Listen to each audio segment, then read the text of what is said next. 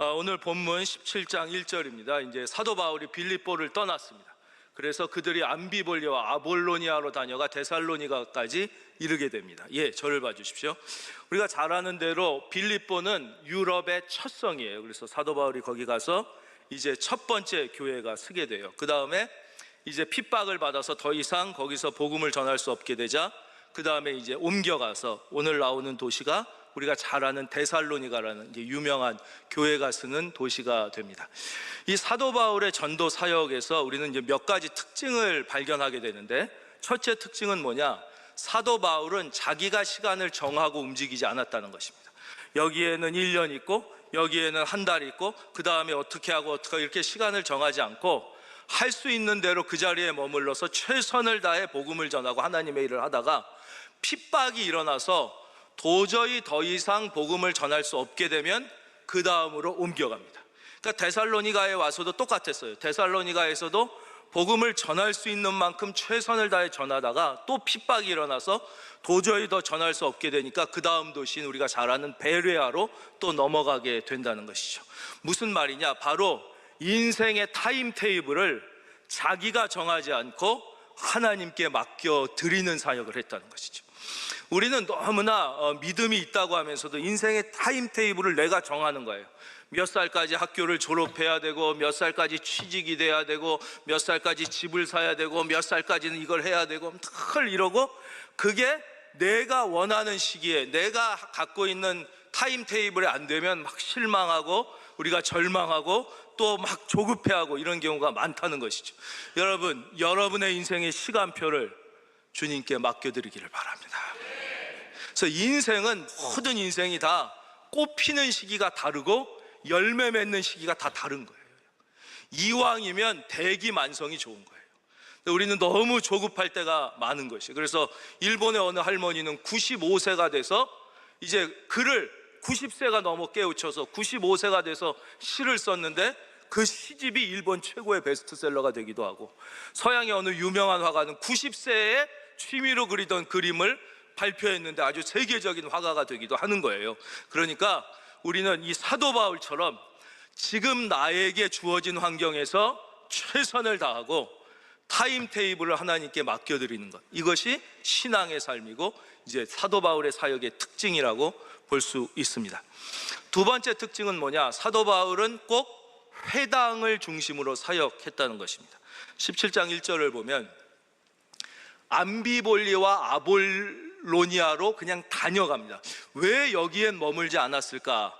아마도 이 두 도시에는 유대인의 회당이 없었을 가능성이 높습니다. 그래서 데살로니가에 이르니 거기에 유대인의 회당이 있게 되고, 사도 바울은 이 유대인의 회당을 중심으로 늘 복음 사역을 하게 됩니다. 이것은 무슨 뜻이냐면, 자기가 잘 알고 익숙한 것에서부터 시작해서 자기가 잘 모르고 익숙하지 않은 분야까지 확장돼 나갔다는 것이, 이게 사도 바울의 선교 사역의 아주 중요한 두 번째 특징입니다. 그러니까 유대인들은 예수님에 대한 이해가 다르지만 언어와 문화적 공통점을 갖고 있잖아요, 사도 바울이. 그리고 회당이라는 곳은 자기가 어려서부터 거기서 계속 자라온 곳이니까 너무나 잘 알잖아요. 이 자기가 익숙하고 잘 아는 데서 시작해서 익숙하지 않고 잘 모르는 그 데살로니가의 다른 사람들에게까지 이 복음을 확장하면서 이렇게 전하는 것이죠. 그래서 자기가 익숙하고 잘 아는 것부터. 그래서 첫 번째 선교 사역이었던 선교 여행은 이제 바나바랑 같이 가지 않습니까? 그래서 바나바랑 같이 갈 때도 처음에 어디로 가냐? 구브로로 갑니다. 구브로. 왜냐? 구브로가 바나바의 고향이었거든요. 그러니까 익숙한 곳으로 가서 그곳에서부터 시작해서 익숙하지 않은 데까지 전진해 가는 것이죠. 저는 여러분에게도 이런 은혜가 있기를 바랍니다. 그러니까 우리가 하나님의 말씀을 들을 때도 너무 안 믿어지는 것 때문에 힘들어할 필요가 없다는 것이에요. 내가 순종할 수 없는 것 때문에 너무 괴로워하거나 내가 이해되지 않는 말씀 때문에 너무 힘들어하지 말고, 내가 받아들일 수 있는 말씀부터 받아들이기 시작하는 거예요. 내가 순종할 수 있는 것부터 하나하나 순종하기 시작하는 거예요.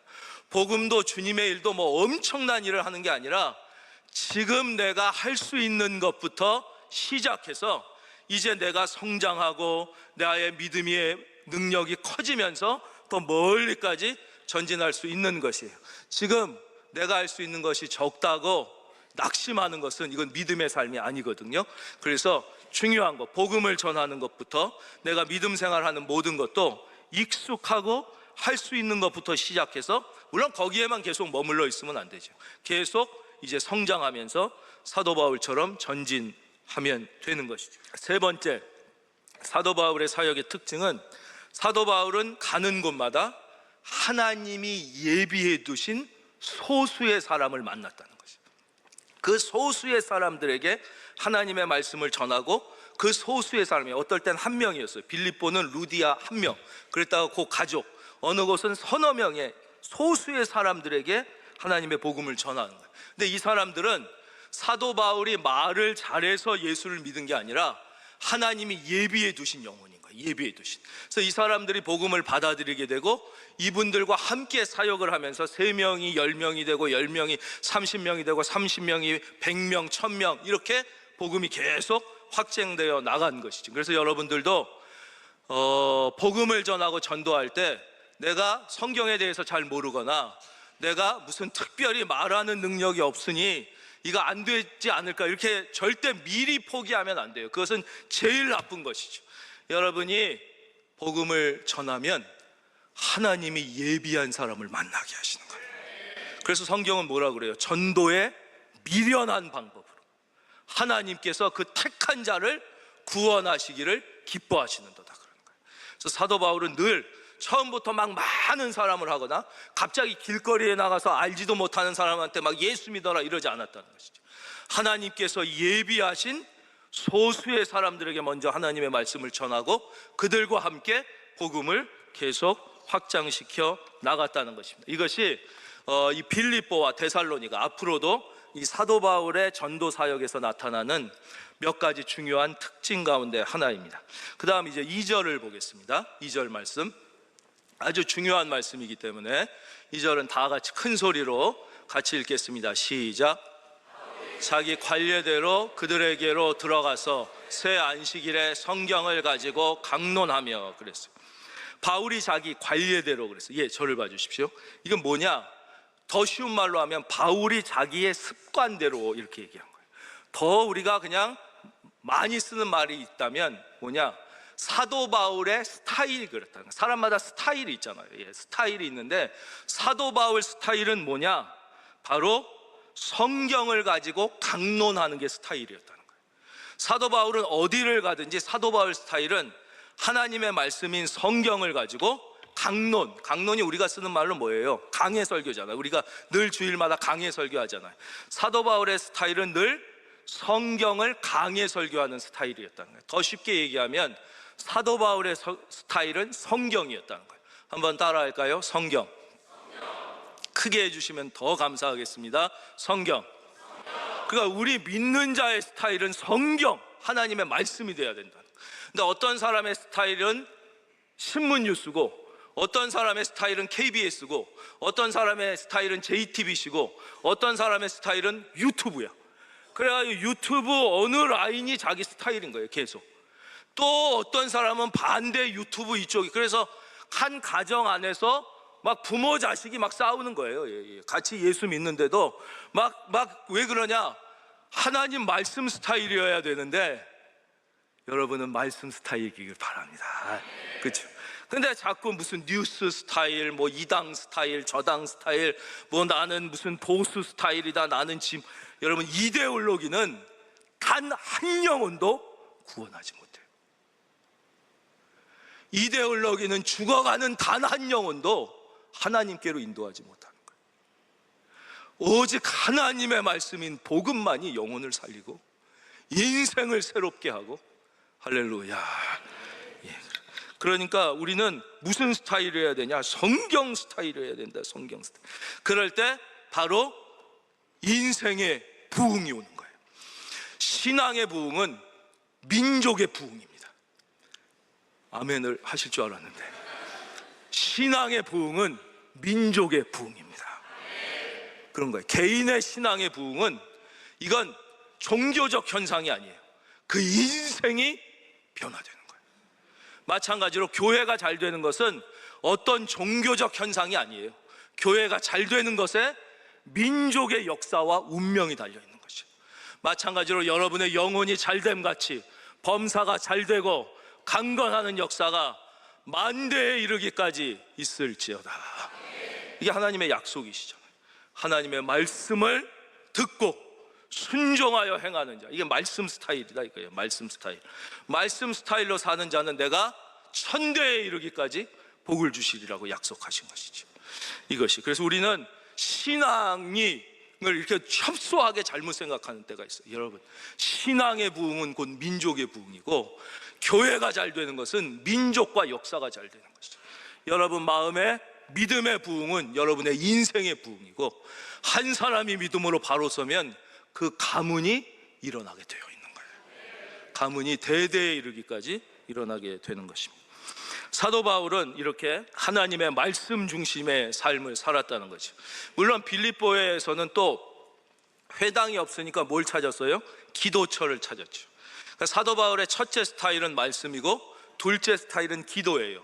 여기서 우리는 답을 알 수가 있는 거예요. 어떻게 사도 바울을 통하여 하나님은 이렇게 위대한 하나님의 일을 하셨냐? 그거는 사도 바울이라는 인물이 막 대단히 위대하고 물론 그분이 우리보다야 훨씬 훌륭하고 뛰어났겠지만 그 사람 때문이 아니라는 거예요. 어떠한 사람이라도, 아무리 보잘것없어 보이는 사람이라도 그 사람이 말씀을 붙잡고 말씀 중심, 기도 중심으로 살면 하나님은 그 사람을 통하여 역사하시는 거예요. 그 사람의 인생이 위대하게 되는 거예요. 그러니까 어떻게 잘 될 사람, 위대한 사람이 따로 있어서 위대한 인생을 사는 게 아니라, 아무리 초라하고 아무것도 아닌 인생이라 할지라도, 그러니까 사도 바울은 오직 말씀과 기도로 사는데 하나님의 기적이 안 일어날래야 안 일어날 수가 없는 것이에요. 하나님의 축복이 그 자리에 임하지 않을래야 임하지 않을 수가 없었다는 것이죠. 그래서 기도는, 어떤 기도가 가장 귀한 기도냐? 말씀을 붙잡고 말씀을 근거하여 드리는 기도가 최고의 기도. 물론 안 하는 것보다는 하는 게 좋아요, 어떤 기도라도. 근데 우리가 말씀을 붙잡지 못하면 우리가 욕망을 붙잡을 때가 많고, 세상의 잘못된 가치관을 붙잡고 기도할 때가 많아요. 그것도 안 하는 것보단 나아요. 왜냐하면 성령께서 우리가 계속 기도하면 우리의 기도를 인도하시고 이제 가르쳐 주시지만, 진짜 귀한 기도는 하나님의 말씀을 붙잡고 그 말씀에 근거하여 기도하면 하나님께서 여러분에게 크고 비밀한 일을 보이실 뿐만 아니라 우리의 상상을 넘어서는 하나님의 축복이 여러분의 인생 가운데, 가정 가운데 경험될 줄로 믿습니다. 자, 이제 사도 바울이 전한 메시지가 무엇인지, 그 메시지의 핵심이 두 가지인데요, 그게 3절에 써 있습니다. 화면 보겠습니다. 우리 3절의 말씀을, 또 아주 중요한 말씀이니까 다 함께 큰 소리로 같이 읽겠습니다. 시작. 뜻을 풀어 그리스도가 해를 받고 죽은 자 가운데서 다시 살아나야 할 것을 증언하고 이르되 내가 너희에게 전하는 이 예수가 곧 그리스도라. 그랬습니다. 첫 번째 전한 게 뭐냐? 그리스도가 해를 받고 죽은 자 가운데서 다시 살아날 것을 전했다는 거예요. 이게 더 쉬운 말로 하면 뭐예요? 그리스도께서 해를 받았다, 이게 십자가예요, 십자가. 그리고 다시 살아나셨다, 이게 부활이에요, 부활. 그러니까 복음은 뭐라고 말씀드렸어요? 복음은 다른 어려운 게 아니에요. 십자가와 부활이 그냥 복음인 것이에요. 바로 이것을 전한 거예요. 바로 예수님은 나를 위하여 십자가에서 죽으셨고, 예수님은 나를 위하여 다시 부활하셨다.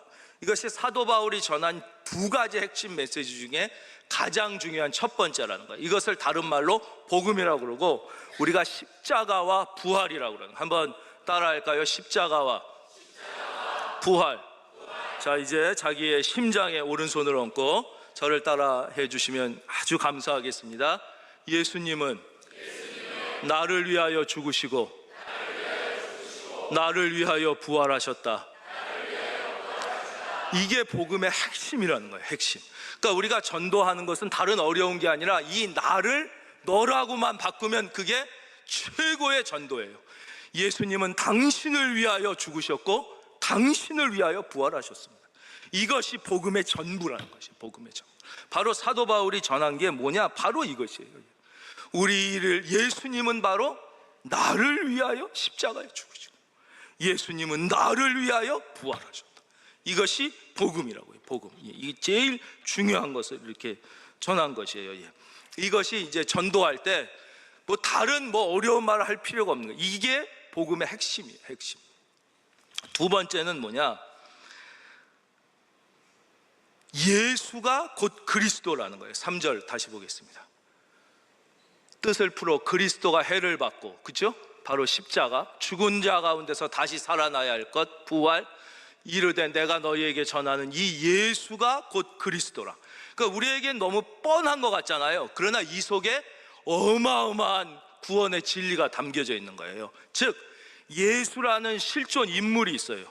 즉 2000년 전에 팔레스타인의 목수의 아들로 한 예수라는 이름의 사람이 태어나서 33년을 살다가 혁명을 일으켰다는 누명을 쓰고 십자가에 못 박혀 죽었다는 이 역사적 사실을 의심하는 사람은 아무도 없다는 거예요.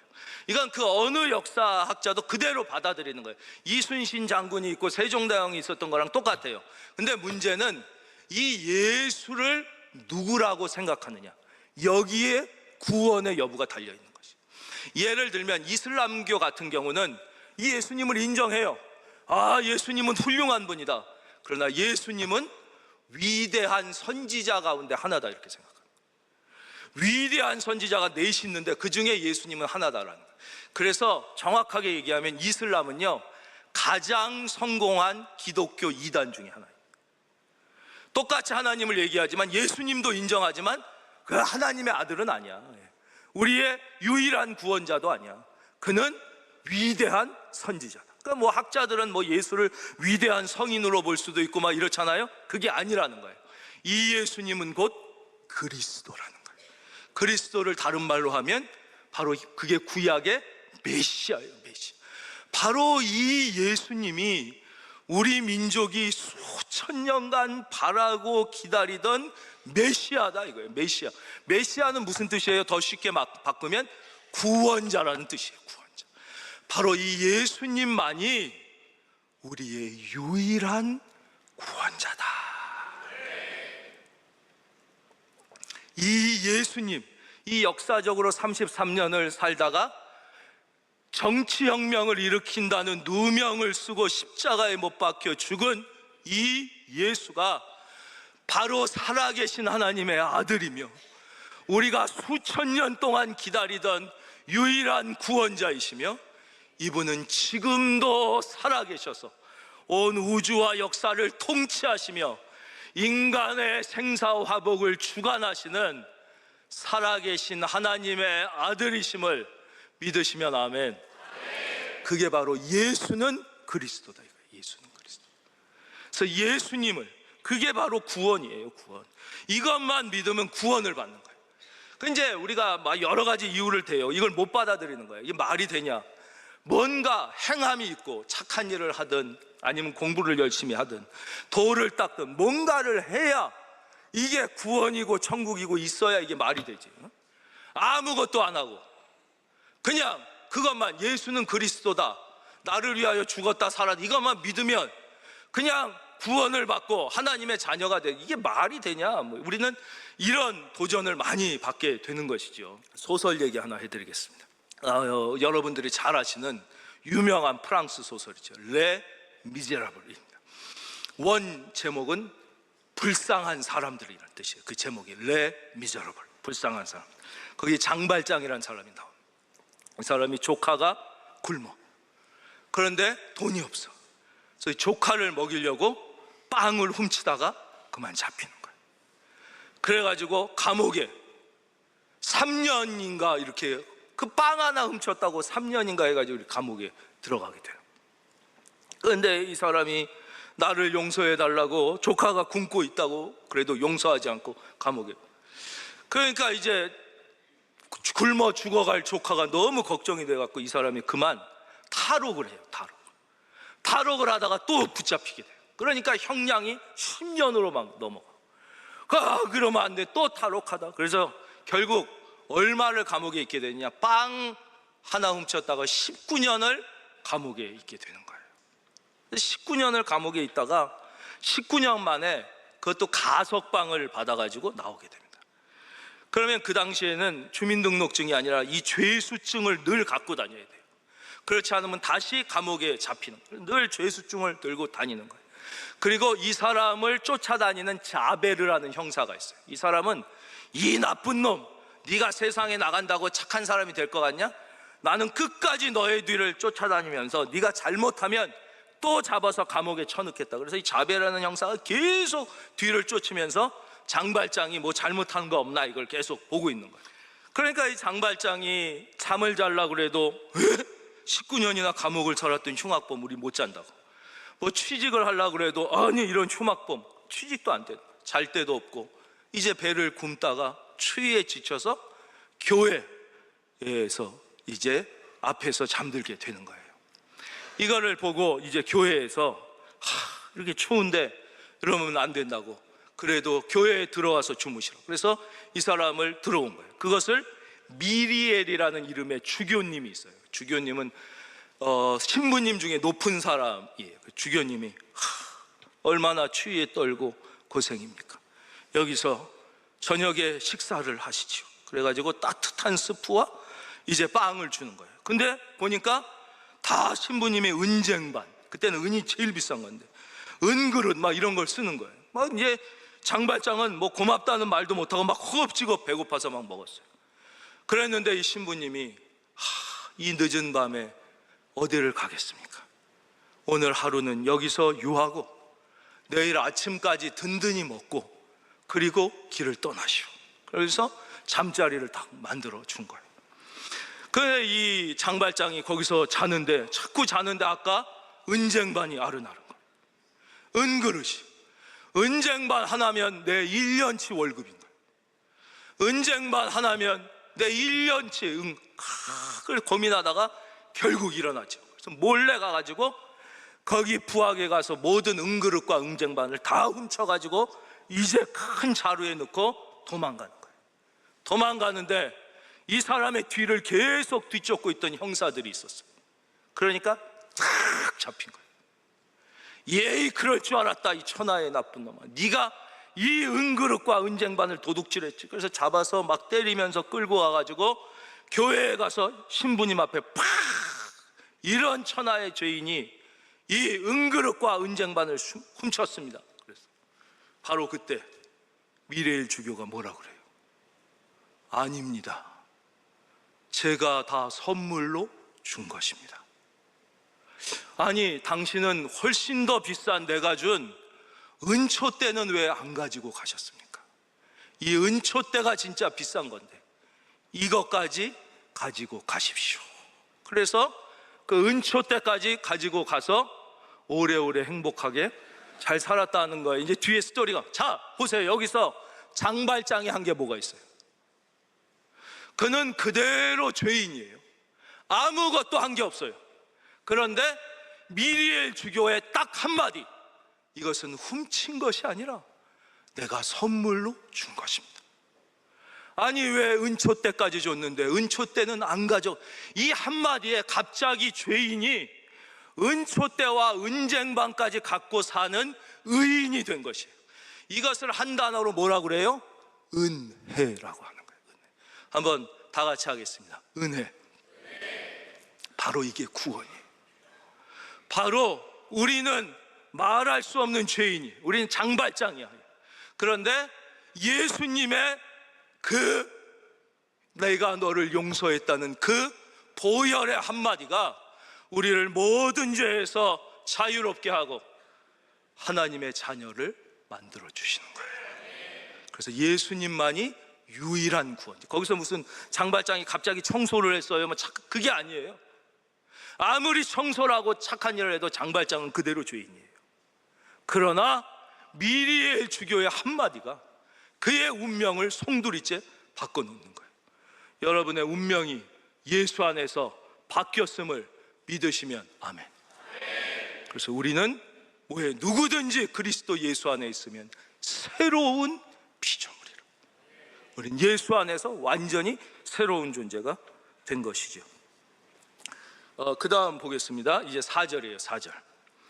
그 중에 어떤 사람, 이렇게 이제 사도 바울이 복음을 전했더니 어떻게 됐냐? 그 중에 어떤 사람, 곧 경건한 헬라인의 큰 무리요. 오히려 유대인은 안 믿는데 헬라인이 막 이렇게 믿은 거예요. 큰 무리와 적지 않은 귀부인, 아주 귀족들도 예수님을 믿은 거예요. 권함을 받고 바울과 실라를 따르나, 저희가 이제 크게 안 할 테니 마이크를 조금 크게 해주세요. 5절. 그러나 유대인들은 시기하여 저자의 어떤 불량한 사람들을 데리고 때를 지어 성을 소동하게 했다는 것이. 저를 봐주십시오. 그러니까 늘 복음이 전해지면 어느 곳이나 똑같이 두 가지의 반응이 일어나게 돼 있어요. 하나는 긍정을 하고 그 복음을 받아들이는 반응이 있어요. 여기도 보면 전혀 안 믿을 것 같았던 오히려 헬라인이, 그리고 귀족들이 예수님을 믿고 받아들여요. 그러나 반드시 거기에는 또 반대하고 핍박하는 사람들도 또 반드시 일어나게 돼 있는 거예요. 어디나 복음이 전해지는 것은 지금도 똑같습니다. 계속 이렇습니다. 여기서 우리가 또 이 말씀을 통하여 깨닫게 되는 것은 무엇이냐? 이 예수를 믿고 구원받게 되는 것, 이것은 영의 역사라는 것이에요. 그러니까 우리는 이렇게 생각할 때가 있잖아요. 내가 아는 것도 별로 없고 성경에 대해서도 잘 모르고 말에도 논리력이 없고 설득력이 부족해서 이분들이 내가 복음을 전해도 예수님을 안 믿는 것이 아닐까? 물론 그럴 때도 있긴 있겠죠. 그래서 우리가 심오한 진리를 아주 쉬운 말로, 그리고 이 깊은 진리를 아주 재밌는 이야기로 바꿔서 설명하는 훈련을 할 필요가 없진 않아요. 있기는 있어요.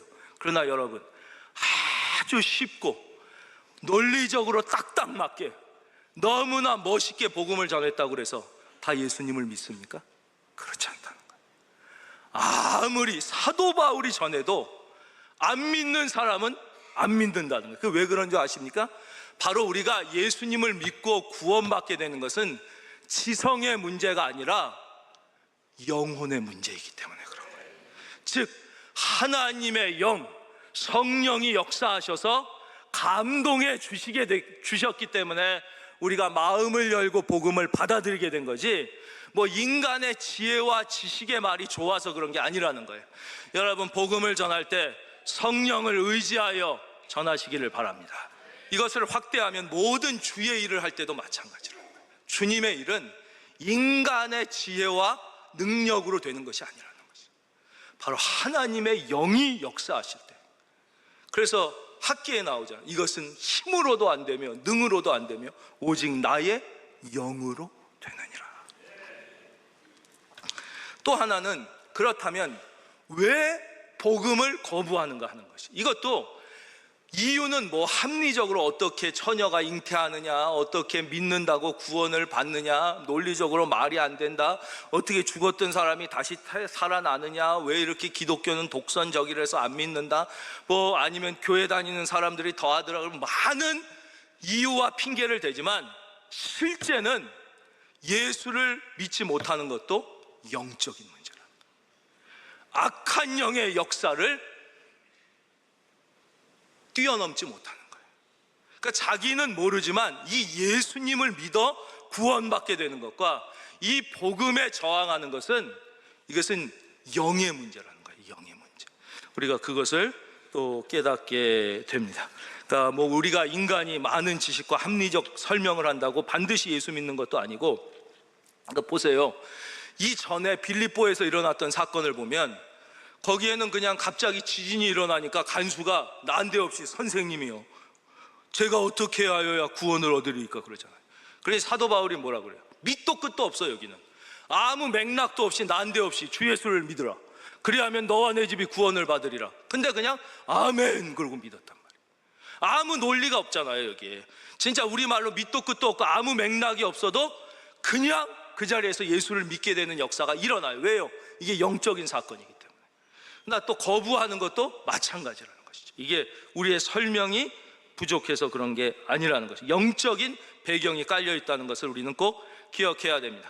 그리고 이 반대하는 사람들이 어떡합니까? 그러나 유대인들은 시기하여, 늘 제일 큰 문제가 시기예요. 시기가 우리 영혼에 있으면 우리 마음은 지옥이 되는 거예요. 시기가 있는 한 우리 마음은 지옥이에요. 저는 여러분의 마음에서부터 천국이 이루어지길 바랍니다. 시기에서부터 모든 이 잘못과 이 미움과 이런 것들이 생겨나는 거예요. 시기하여 저자의 어떤 불량한 사람들을 데리고 때를 지어 성을 막 소동하게 하는 거예요. 소동은 자기가 막 소동하게 하면서 또 6절 보면 이르되 천하를 어지럽게 하던 이 사람들이 여기도 이르렀다. 실제 누가 어지럽게 하냐? 자기들이 어지럽게 하면서 네가 어지럽게 했다고 이렇게 덮어 씌우는 것이에요. 이것이 모든 이 복음을 방해하고 핍박하는 사람들이 2000년 전에도 지금도 동일하게 쓰는 방법입니다. 첫째, 어떻게 해야 합니까? 선동을 합니다. 선동을 해서 사람들을 모읍니다. 사람들을 모은 다음에 여론을 만듭니다. 그래서 그걸 가지고 물리적 힘을 동원해 가지고 이제 핍박하기 시작하는 것이. 근데 문제는 오늘날 대한민국에 이런 종류의 사람들이 너무 많다는데 문제가 있는 것이. 막 선동을 하고 선동을 해서 사람들을 모으고 여론을 만들어 가지고 그 다음에 물리적 폭력이나 어떤 것을 해 가지고 이 진리와 복음을 막 이제 핍박하는 것이죠. 근데 너무 실망할 필요가 없는 것은 2000년 전에도 똑같았다는 거예요, 인간은. 근데 이것은 결코 하나님의 방법이 아니에요. 하나님은 보세요, 모세를 통하여 이스라엘 백성을 출애굽시킬 때 모세가 막 사람을 모으고 막 선동하고 데모하자, 우리를 놔주십시오, 절대 그런 게 없어요. 오직 하나님의 말씀 가지고 바로 앞에 가서 하나님의 말씀으로 대결하는 거예요. 하나님의 방법은 늘 하나님의 말씀을 가지고 하는 것이지 막 이렇게 막 선동하고 이런 것들은 다. 그리고 꼭 이런 곳에는 무슨 이유를 대냐? 정치적, 사회적 이유를 댑니다. 여기도 보면 보세요, 7절 야손이 그들을 맞아들였도다. 이 사람들이 다 가이사의 명을 거역하여 말하되 다른 임금 곧 예수라 하느니. 아니, 복음 전하고 예수 믿으라는 거랑 로마 황제랑 무슨 상관이 있습니까? 아무 상관이 없는 걸 갖다 붙여서 마치 예수님을 믿고 복음을 받아들이면 로마 황제에게 정치적으로 반역하는 것처럼 프레임을 씌워버리는 거죠. 예수님 십자가에 죽일 때도 똑같잖아요. 빌라도가 보니까 예수님이 별로 그렇게 큰 죄가 없는 것 같아. 그래가지고 야, 내가 볼 땐 뭐 그렇게 죽을 죄도 아닌 것 같은데 니들 왜 그러냐? 니들이 알아서 하라 그랬잖아요. 그러니까 이 사람들이 뭐라 그래요? 사형시키지 않으면 당신은 가이사의 충신이 아닙니다. 당신은 그러면 로마 황제의 충신이 아니라. 이게 말이 돼요? 예수님이 가이사의 것은 가이사에게 하라고 그러고 하나님의 것은 하나님. 예수님이 한 번도 로마 황제를 공격하거나 무슨 뭐 반역하라고 한 적도 없는데 정치적 프레임, 사회적 프레임을 덮어 씌우는 것이죠. 그래가지고 가이사가, 아니 빌라도 깜짝 놀랐죠. 내가 총독인데 이 로마 황제한테 잘못 보이면 큰일 나는데, 그래? 그럼 어쩔 수 없다, 죽여라. 그래서 예수님을 십자가에 못 박게 되는 것이죠. 7절 똑같죠? 그렇죠? 8절 무리와 읍장들이 이 말을 듣고 소동하여 야손과 그 나머지 사람들에게 보석금을 받고 놓아주노라. 그래서 결국 10절 이제 사도 바울은 더 이상 데살로니가에서 복음을 전하지 못하고 이제 핍박을 피하여 이제 다음 시간 10절 베레아 사람들은 아주 멋쟁이들입니다. 성경에서 특별히 지성적이고 예의가 있고 마음이 너그러웠다 이렇게 표현하는 사람들이 있는 도시인데, 저는 우리 교회가 그렇지 않나. 아멘도 안 하시네. 할렐루야. 저는 그렇다고 생각합니다.